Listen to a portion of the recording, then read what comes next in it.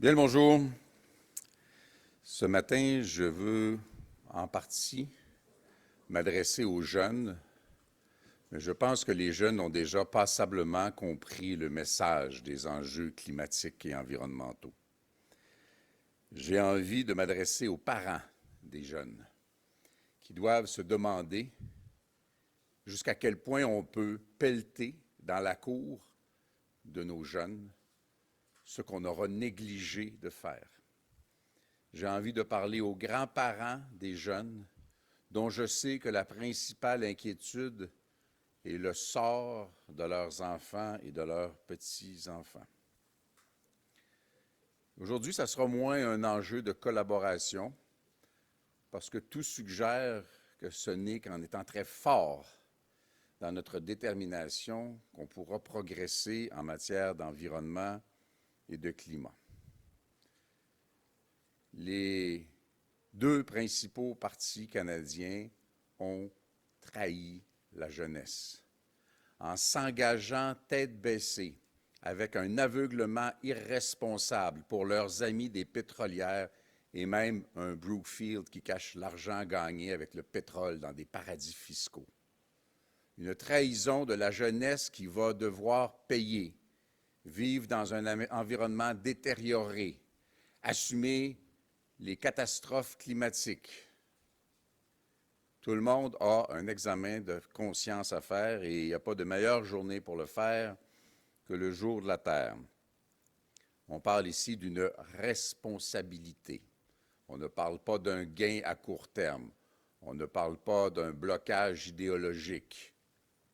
On parle d'une responsabilité et d'un devoir.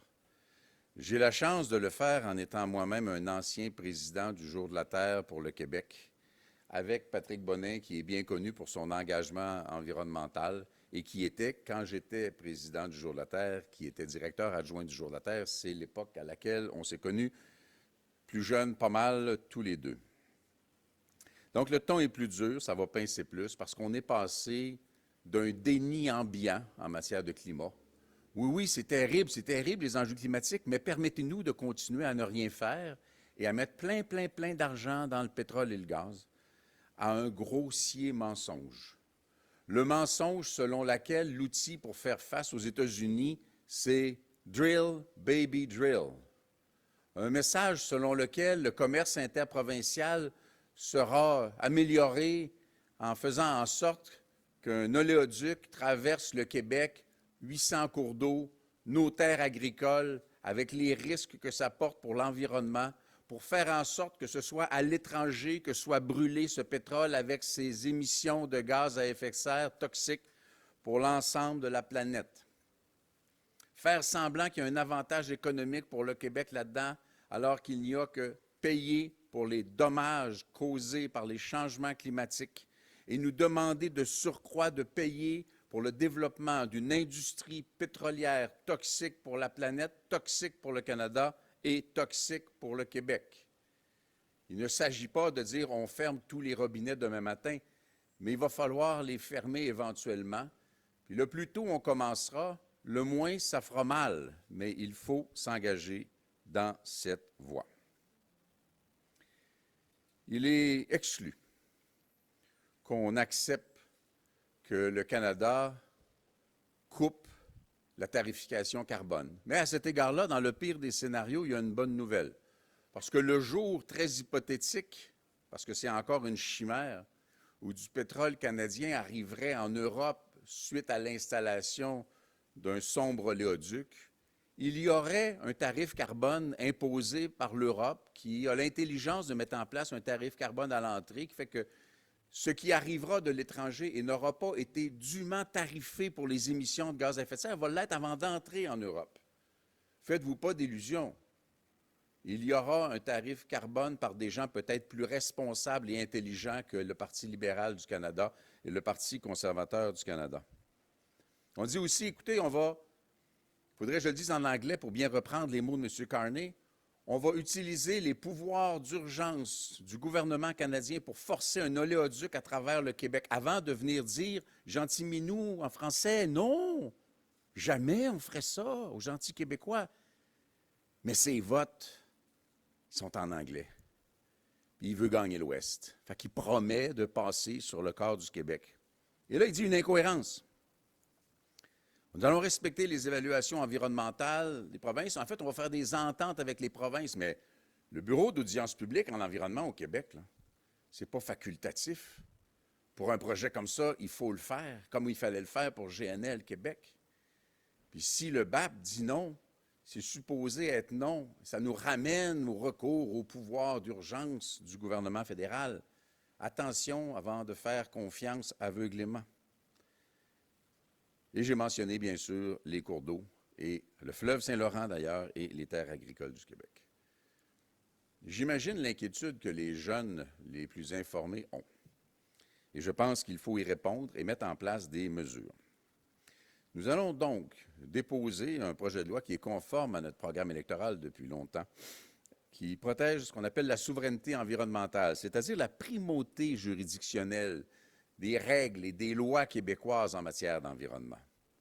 Ça veut dire que s'il y a une mesure fédérale qui est différente ou qui va à l'encontre de ce que sont les priorités québécoises en matière d'environnement, à titre d'exemple la Bourse du carbone, bien, les lois du Québec auront préséance. Deuxième mesure, évidemment, pas de pipeline dans cette mesure-là. Deuxième mesure, une loi de non-irrigation qui est très soutenue dans les milieux environnementaux. C'est-à-dire qu'on est rendu à un certain point, pas du tout assez loin, là. On est rendu à un certain point dans la mise en place de mesures pour préserver l'environnement. Et là, on voit venir des mesures qui vont nous faire reculer. Une loi de non-régression interdit un recul en matière environnementale.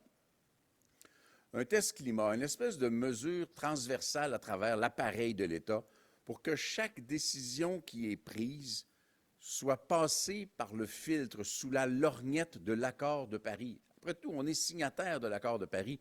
Ça sert à quoi de signer des traités si on ne fait même pas un peu semblant de vouloir les respecter, puis qu'on dit on va continuer à générer du cash à court terme et les générations futures, vos enfants, vos petits-enfants et les jeunes, vous allez payer pour ça. Et enfin, évidemment, le secteur pétrolier a fait 20 milliards de profits en 2024 et généré 53 milliards en pollution. Nous, on paye le 53 milliards, eux empochent le 20 milliards. Il faut au moins mettre un terme total à toute forme d'aide publique à l'État, de l'État canadien aux sociétés pétrolières et gazières. C'est profondément inacceptable. Et les chiffres sont à peu près ceux-ci.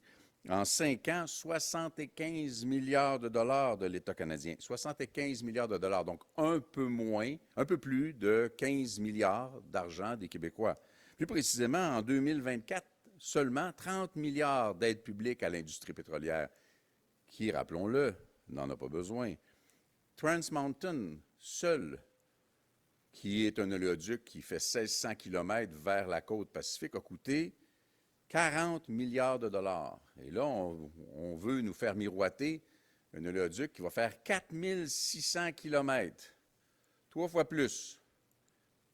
Imaginez le nombre d'années, ça a pris 9 ans pour Trans Mountain, et imaginez le coût faramineux, et même s'il n'y aurait pas hypothétiquement de subventions directes, comprenons bien que par congé de taxes, congé d'impôts, crédits d'impôts et autres, nous allons payer la facture.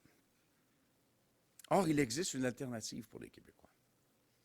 Garder ces milliards de dollars. On est rendu qu'on dit le mot milliard avec facilité, comme si ça ne touchait pas la poche des gens. Garder cet argent qu'on prend dans la poche des Québécois, qu'on envoie soutenir le pétrole de l'Ouest canadien pour développer un modèle économique qui a fait la richesse du Québec contemporain depuis la nationalisation de l'hydroélectricité par René Lévesque. Notre plus bel héritage, la naissance d'un Québec économique qui peut exister encore aujourd'hui en utilisant nos milliards de dollars pour créer de la richesse par le biais de l'énergie propre et de tout ce que ça nous permet dans les secteurs de transformation du Québec.